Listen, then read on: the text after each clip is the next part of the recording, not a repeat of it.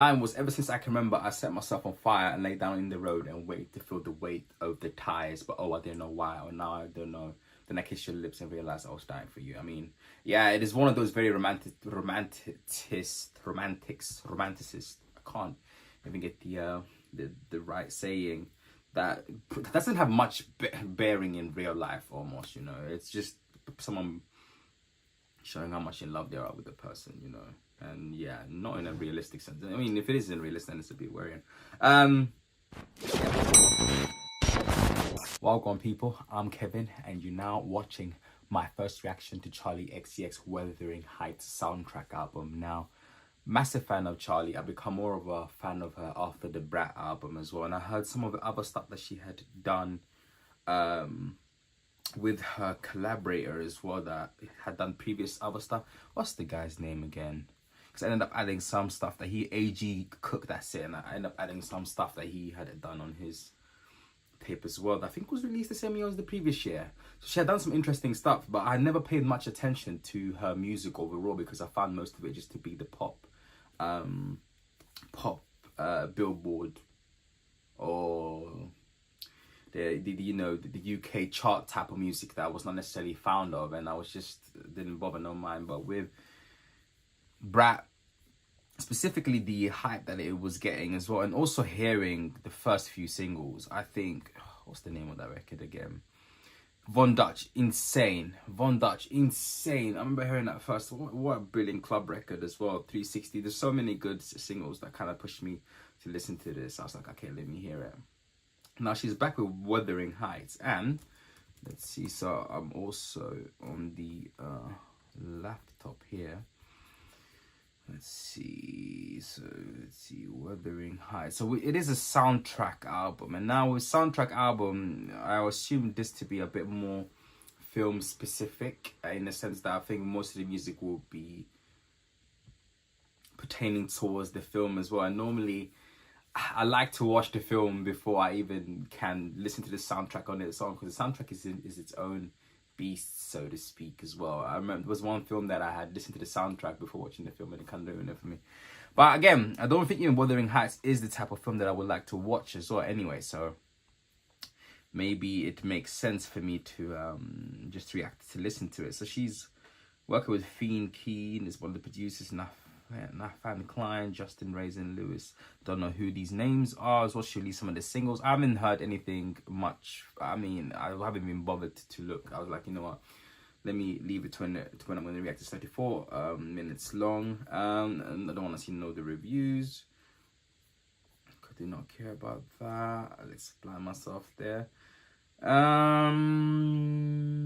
And I think this is her first film soundtrack, isn't it? So yeah, I'd be interested to see her step into a different space, because in films, soundtrack of film is a very complete differently to an album as well. There's been many great soundtrack made by artists, from obviously Marvin Gaye, Raphael Sadiq did one for Sinners recently as well. We got Johnny Greenwood from Radiohead.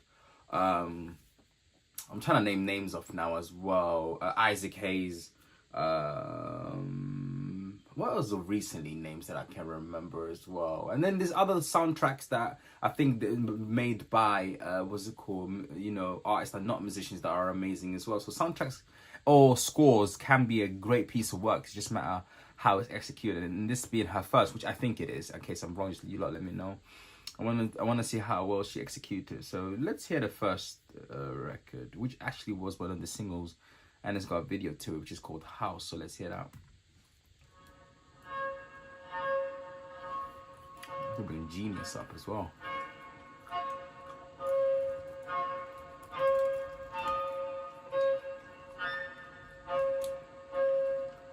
Can I speak to you privately for a moment?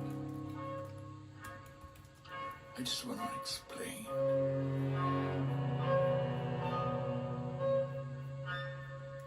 Also, let me read the synopsis of the film. I'm going to do that. I like to read the synopsis of the film, so it gives me a little bit more context. What the hell it's all about. Let's see. So it's a 2026 period romantic drama film produced and directed by Emerald Fino. What's Emerald Fino done before? Did she do? She did Killing. Oh, Killing Eve was good. She was a showrunner for that as well. And like the Danish girl, that rings a bell. Called The Midfield, The Crown. Ugh. Okay, not a massive fan of that. Oh god, she directed Saltburn. I hated Saltburn. Oh my days, I hated it. I hated that film. Oh my god. So not necessarily my cup of tea. She's done some stuff that, like obviously Killing Eve, The Crown. What's Danish girl? Let's see Danish girl. Oh, haven't seen that one. Have not seen Danish girl, but apparently that was good. Anna Karenina, does rings a bell as well. And Albert Noble. Never seen that as well.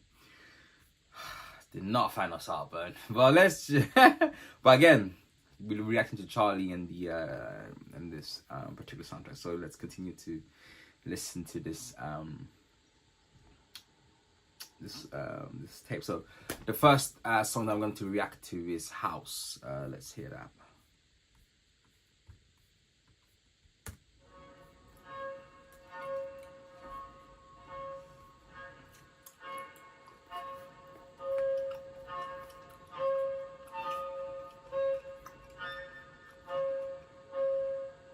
Can I speak to you privately for a moment? I just want to explain.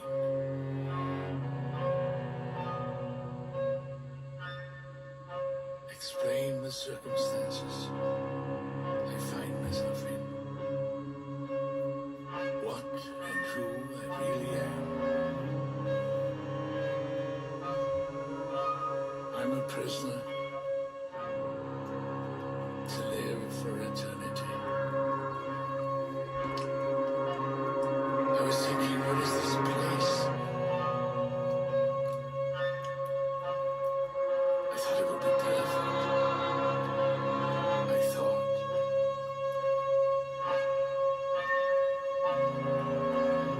I want it to be perfect. Please, let it be perfect.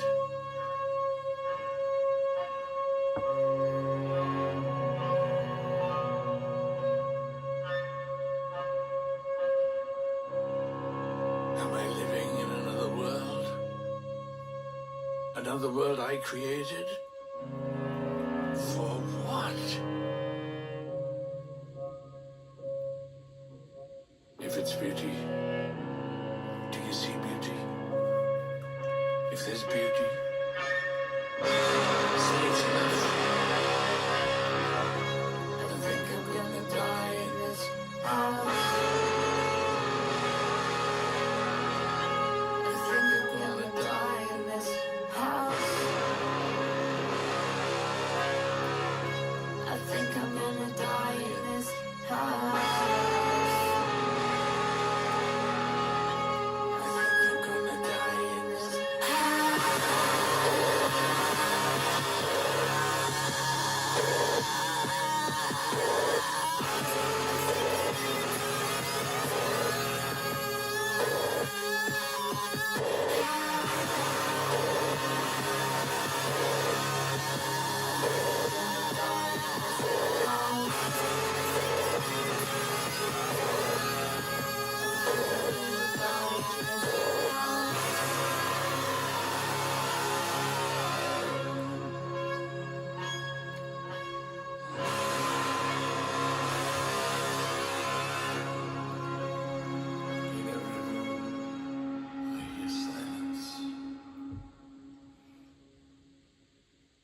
Okay, so while this was playing, I had to read the synopsis as well, because I didn't read all of it. I just read who was behind it, and you know, just a periodic romantic drama film. But anyway, so the plot is in 1771, a man is publicly hanged. His suffering invisible erection sends spectators, including Catherine Earnshaw and her paid companion Nellie Dean, allures illegitimate daughter into an ecstatic frenzy. Cathy's father, the abrasive alcoholic Mr. Earnshaw, returned to his gothic wind-swept estate of Wuthering Heights on the Yorkshire moors one day with a young boy he rescued off the Liverpool streets. He says the lad is to be Cathy's pet. I think it kind of makes pretty slight sense in terms of this opening monologue here, and it's also very film-esque in a sense. So, can I speak to you privately? I just want to explain this. Explain the circumstances I find myself in, what and who I really am. I'm a prisoner to live for eternity. I was thinking, what is this place? I thought it'd be perfect. I thought I wanted to be perfect. So it seems like the first monologue, I assume it is the person who was brought to be Kat's pet. Trying to sort of explain in some sort of way, an introductory way about their circumstances. I was thinking, what is this place? I thought it'd be perfect. I mean, they came off the streets, probably now on the in an estate, or so to speak, as well. But it doesn't seem to be perfect. Am I living in another world for what I created? If it's beauty, do you see beauty? If there's beauty, say it is enough. Very cryptic. I also obviously I'll get to understand more as it goes along. But then it goes, I think I'm going to die in this house. I think I'm going to die in this house, which is quite harrowing and quite dark as well. And then we have Charli screaming also with this whole big violin as well. Very film-esque in a sense as well. Interesting intro. Who is John Kell? Who is John Kell? Who is John Kell? Where are we, John Kell? Okay, he's a Welsh musician. Okay, he's been in the game for a minute now. Oh, Velvet Underground. Okay, that's interesting. Oh, so he's one of the members of the Velvet. He's the founding member. Wasn't Thing involved in it? Louis Reed. Yeah, he died recently, didn't he? Okay, interesting. Well, as someone who loves music, I should have probably known the name already. But yeah, Fiend Keen as well is one of the persons. Well, it's quite a lot on this tape as well, and he's worked on loads of Charli's other stuff as well. So frequent collaborators are on this project. Okay, Wall of Sounds. Let's hear that.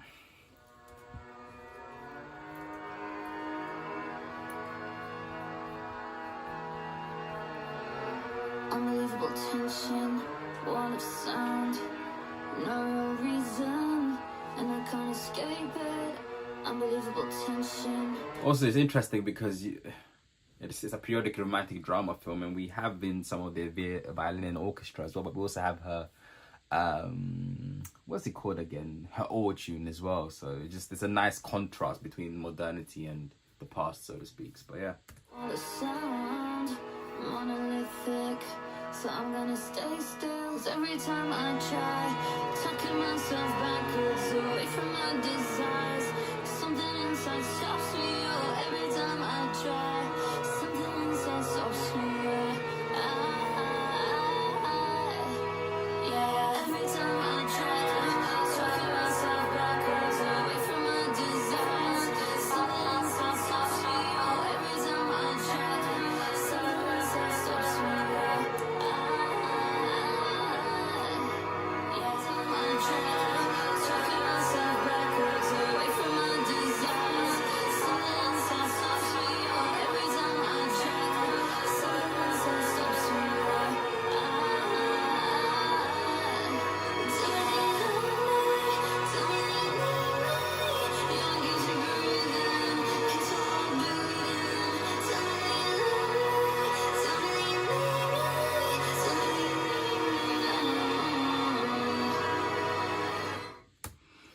okay, so pretty straightforward as well. So every time they're sort of trying to sort of talk themselves out of their desires, whatever that desire might be, there's some sort of huge resistance, maybe internally, externally, that is stopping them from changing. And I don't know what that change is, and I think the only way I can know that is by watching the film as well. We got this huge whirlwind of violins, and then you can see towards the end sort of, increasing as the record progresses as well. So very dramatic as well. Not bad. I think it's one of those records. This is that's a very much of a soundtrack song. Do you get me? That it was. I can imagine this, and I don't know for which character. Is this the male character or is this the female character? But then we've got a bridge. Tell me that you love me. Tell me that you need me. So is that from the female perspective? It's really interesting because now I have it as as a man who's essentially, and I think going by Saltburn as well, I'm gonna try to guess a film that I've not seen. That would be funny. So maybe this is the man that's trying to sort of break out, but it can't break out for whatever reason it may be, personally or not personally. And then the bridge is the woman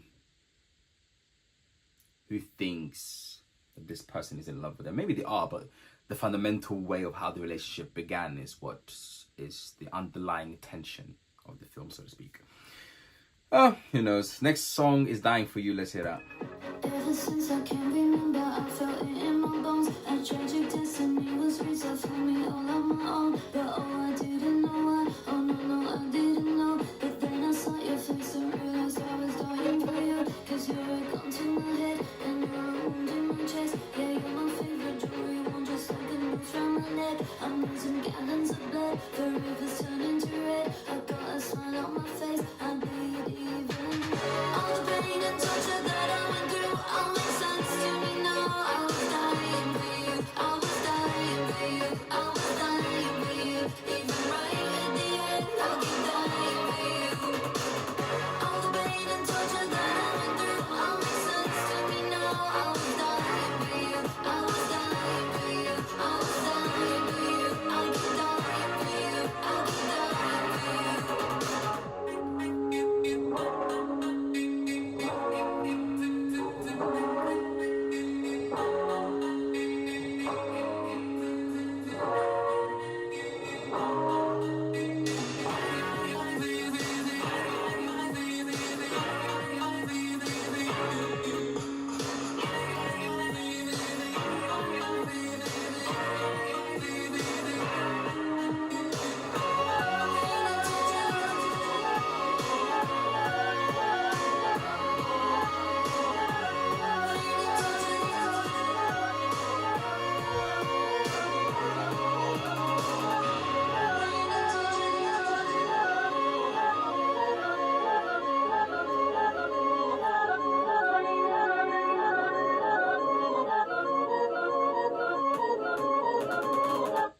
Okay, quite distinctively Charli record, very electro popish as well.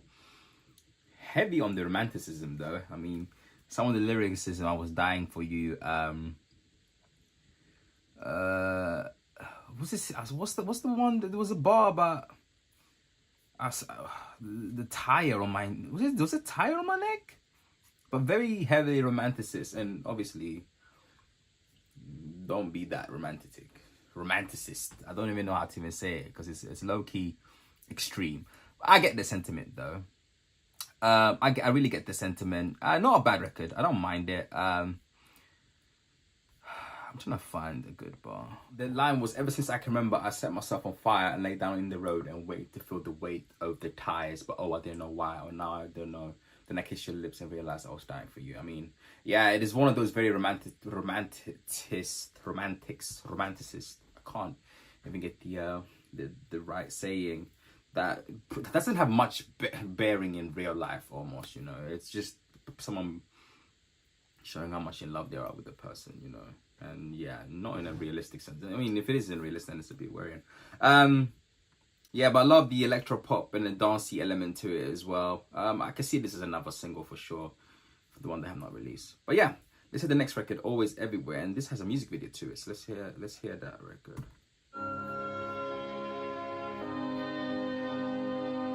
I can see this that dying for you, that type of record. In what scene of the film? Maybe when things are sort of going good. Maybe when they're going kind of negative.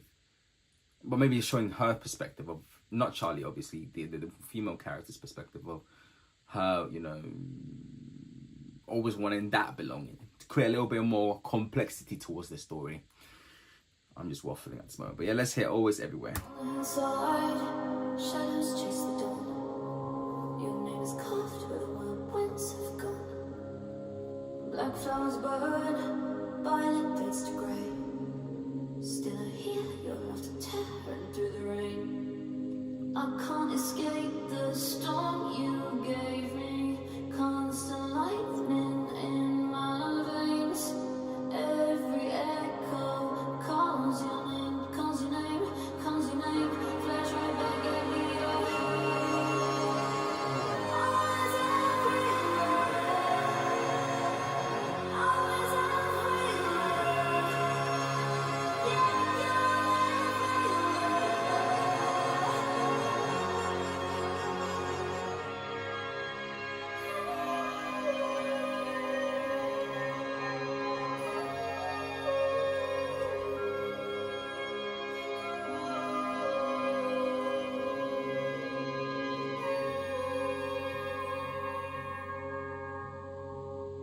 Okay, another sort of straightforward lyrically, in a sense that this person is always everywhere. They left such a strong impression, or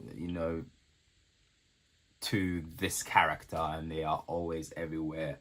Even when they sort of remember, speak, or see things, they are always remembering that person, the person that they love or fall in love with. I love the swirling pianos towards the end as well. Love the swirling in the violin built into it as well, and her vocal performance as well. This is quite nice, quite a nice song there as well. So I do like it. Next record is Chains of Love, and this is also another single. So let's hear that. I'd rather lay down in thorns. I'd rather drown in a stream. I'd rather let myself on fire.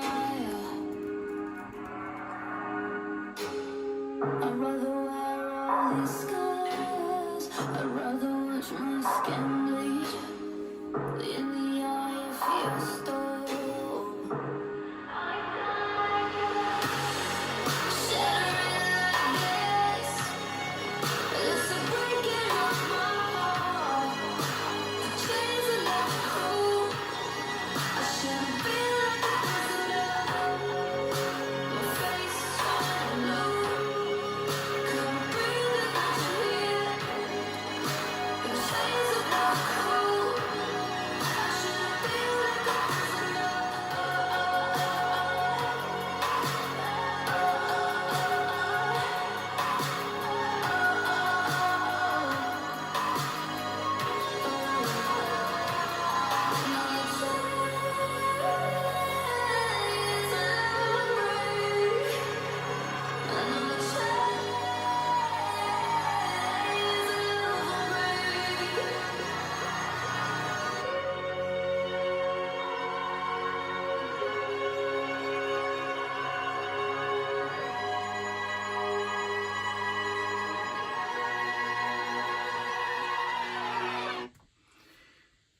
Okay, not a bad song. Not a bad song. It kind of does follow up with Always Everywhere, but this time they are more sort of still in chains. I think this is a breakup record, but they're still in love with that person, basically, as well. Got these nice sort of like pop, is it 80s pop drums as well. Again, you got the pianos as well, and you got her, auto tune going on as well. So it's nicely well done as well, and these lovely synths swirling all around and playing as well. Very dramatic record as well. So not a bad song. I found some of it to be okay, like a bit. I mean, love lyrics is like one of the most executed or done things in the history of music. I mean, I think it's the most spoken about subject than any other subject as well. So it's the hardest thing to speak about, and still do it in a unique or in an interesting way. And I thought this was alright. This is not bad. It's not bad. But yeah, let's hear the next record, I Myself. Let's hear that. You take me out of myself, and my fingers gripping the floorboards. I'm holding on tight, forbidden to run me back to life. You take me out of myself. Who am I? Am I your girl? Push my cheek into the sun. You take me out of myself. I like one thing about this album is that she still has the electro pop sound that she's quite used to, and she's done something new with it, with this, including all these violin and these string section. It's really nice, actually.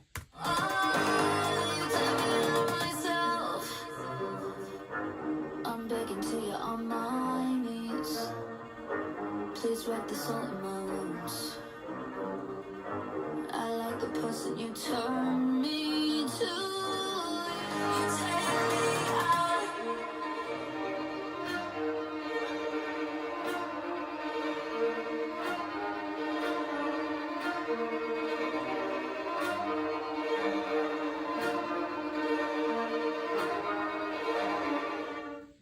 Nice, I like this one.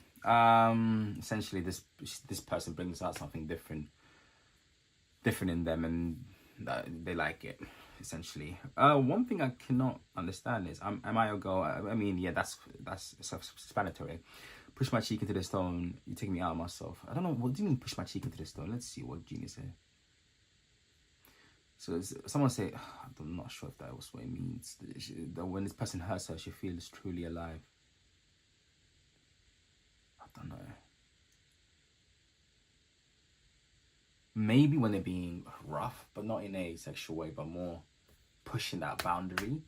And then they are like it. Either way, I guess probably we'll put in a film context, it'll make more sense. Anyway, next record is Open Up.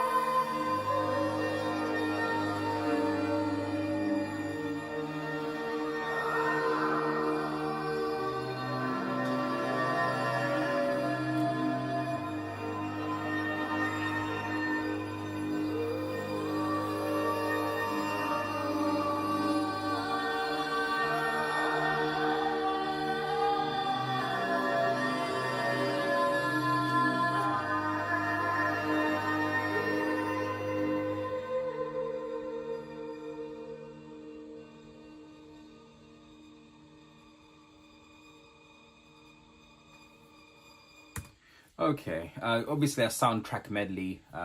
This is just Open Up. So I assume this person, it's about someone opening up, so they can feel the love. I assume that's what exactly is. I don't know exactly where in the film this will be placed. Maybe maybe just at the moment where there is a connection, but there is some sort of friction. But I don't know from which character. Probably the woman. I mean, the guy is a prisoner, man. This is some Stockholm Syndromes type stuff going on. Reading the synopsis, and I'm wondering what the direction the film is taking in terms of telling the story, if that is actually the plot point, because some crazy stuff. But yeah, that was Open Up. Let's hear Seeing Things. It was in the winter, on a busy crossroads. Saw a man about your height, just walking. Same kind of shoulders, same kind of new clothes. Couldn't believe it, so I chased you down fast and I got up. And I stopped and tapped your arm and waved and said hello. But it was just a stranger. I think I'm seeing things that are not there. I think I'm seeing things. I think I'm seeing shadows of your hair. I think I'm seeing things. I think I'm seeing things. I think I'm seeing things. Keep sliding through the grass to find you. To find you. To find you. To find you.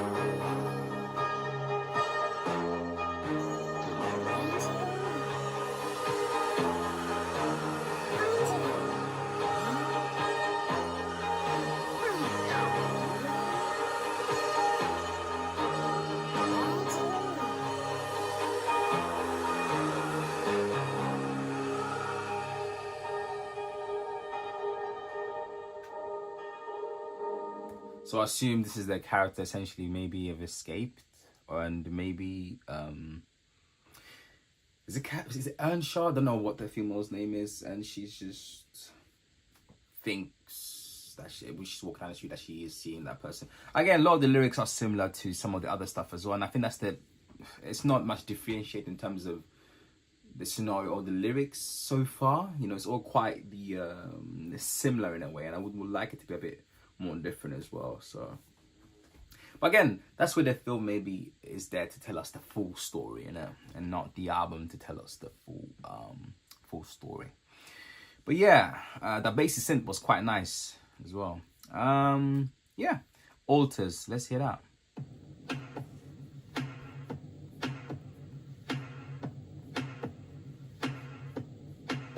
As I kneel before your altar, I begin to cry. You are my perfect blue, my hands together in a search for proof. Silence rang out from your window.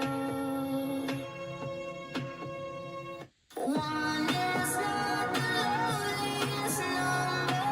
Won't keep putting all my faith in you. One is not the loneliest number. Got me turning far away from you. I'm at your altar, baby. I once believed I was free. I'm at your altar, baby. Now I can see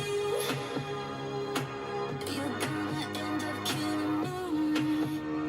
Oh, I must only be one. So that was Alter. Pretty straightforward as well. Someone just realizing that this person is not the right one for them as well, and also saying that one is not the loneliest number, but they can find someone else or be with someone else as well. Again, you're gonna end up killing me. But then there's also some interesting lines here. As I lie awake in this room, I begin to pray. You and I so violently could be together in forbidden scenes. My mind is torturing my body. I don't know. Is this again? There's a lot of violence in, because she did, what's the name of the director? She did Saltburn, and I'm imagining that these, I don't know if there is engaged in some level of violence for whatever reason it is as well. And then is she imagining or she's thinking about the violent things that they both have done, and her feeling guilt because my mind is torturing me, and then she's saying, you know, I cannot no longer condone this, you know, maybe I need to get away from this horrible things that we've done, or that it is happening that can end up implicating me or making me behave outside my moral bounds, so to speak, or further behave outside my moral bounds, so to speak. But then it's interesting, yes, I must only be one. Is that I must only be one? Is that in the sense that I'm okay doing this as long as I'm the only one? You know, maybe, I don't know. Again, I need to watch the film. Next record is Eyes of the World featuring Sky Ferreira. Do you see the stars in my eyes? Do you see me frozen in time? Watch me leave the girl behind. There's a shadow. Plum projections on my mind. Something that you recognize. Just to add as well, I think this is kind of a bit the most violent some of her lyrics has been. They were not this violent and graphic in comparison to like rap. But again, it serves for the film, isn't it? So again, yeah. Know me now. No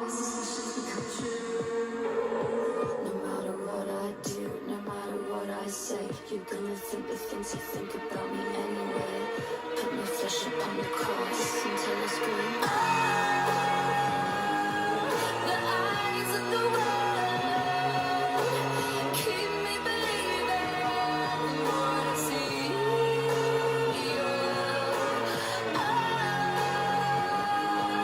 The eyes of the world keep me believing.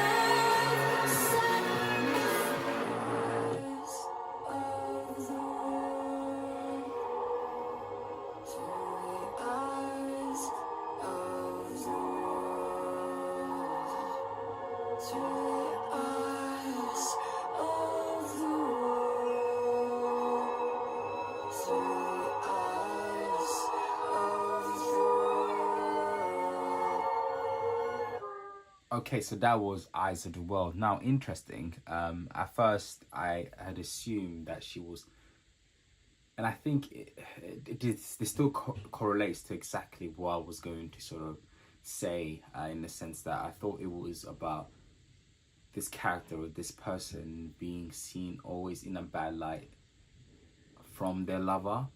But in a sense, what I'm realizing kinda now, reading the lyrics, is about this person, a person having a set idealized image of this individual, and then that they're not recognizing the sort of change in that particular individual, the person that they've now sort of become, and sort of almost them sort of growing beyond that relationship, or growing past the image that the other person had of them. However, in the eyes of the world, the ever churning world has seen that, and that loving person is like the person that loved them is the last person sort of to find out. So the next song is My Reminder. Let's hear that. You're always my reminder of where I started from. You're always my reminder. I'll never prove you wrong. My reminder.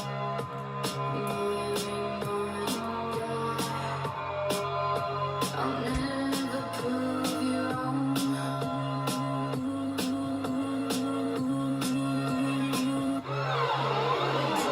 I'm not gonna be a bitter rival. We're good together in the same four walls. There's competition and there's tension so strong. A blood relation that I can't outrun. I don't hate you, we're just different. No, I don't hate you, we're just different now.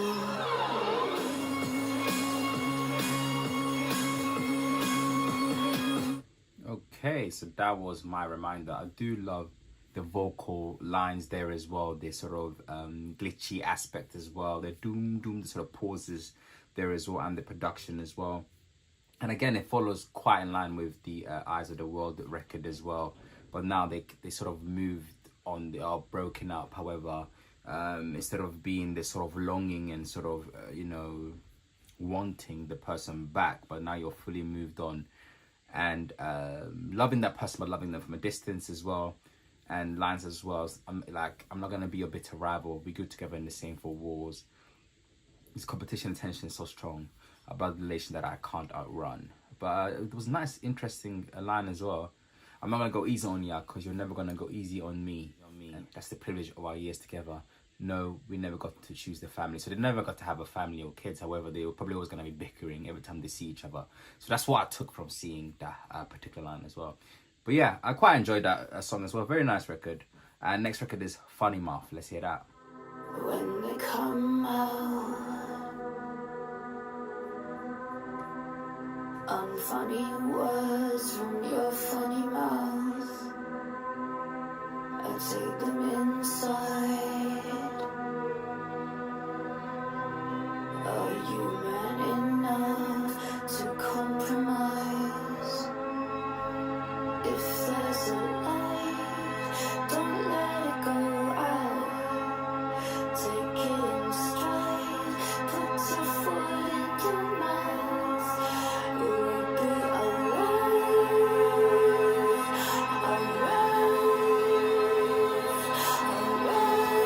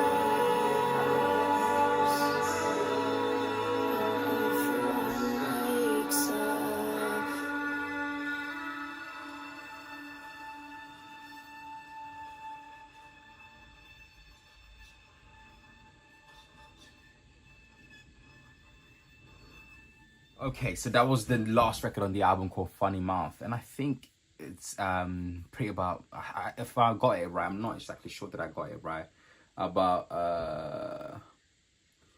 that person saying distasteful stuff, specifically on verse 1, and then Charli says, "I take them inside. Are you man enough to compromise?" Maybe to stop saying that, or to, I don't know, come towards like a working relationship or some sort, in which that they're not saying these bad stuff. If there's a light, don't let it go out. Take it in stride. Put your foot in your mouth. We'll be all right. So yeah, again, maybe to compromise, you know, don't say the bad words. Just take it in stride. Just put your foot. So just stop yourself from saying stuff that is just bad, that will hurt us, you know. But then everyone sleeps, everyone wakes up, and everyone dreams, and everyone breaks up. I'm not sure. But maybe it's more about like, you know what, we can break up if you continue this way. I assume. I'm not exactly sure. I probably got it all wrong. Do let me know if I don't. Very sort of, again, we've got this strong violin section as well, and we got her singing sort of this slowly melodic, in a slow sort of melodically dramatic way, you know, that paints this sort of saddish picture in a way. I think that's the best way for me to explain it as well.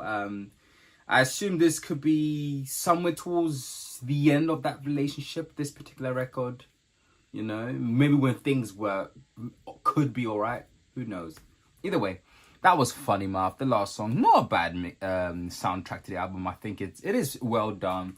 I think in terms of the narrative sequences, in terms of the narrative on the record as well, and I think it is quite repetitive in some parts, and you know, a little bit different, specifically towards the last one, Funny Mouth as well. And I think Eyes of the World does some of this sort of records that are, in terms of the lyrics, are quite different as well. But yeah, I like the production, if I haven't said that already, and not a bad soundtrack.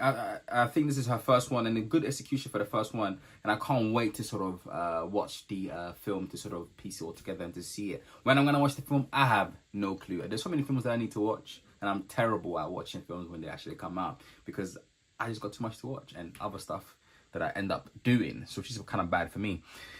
But yeah, guys, thank you all for watching. Let me know what you lot think, anything else I did not pick up on, and do watch some of the other reviews. Henry did a Brat review not too long ago, I think 2 years ago, because Brat came out 2024. Do check it out. Tell me what you lot think about that as well, and some other interesting things that I might not picked up on. Thank you guys, and thank you all for watching. Peace.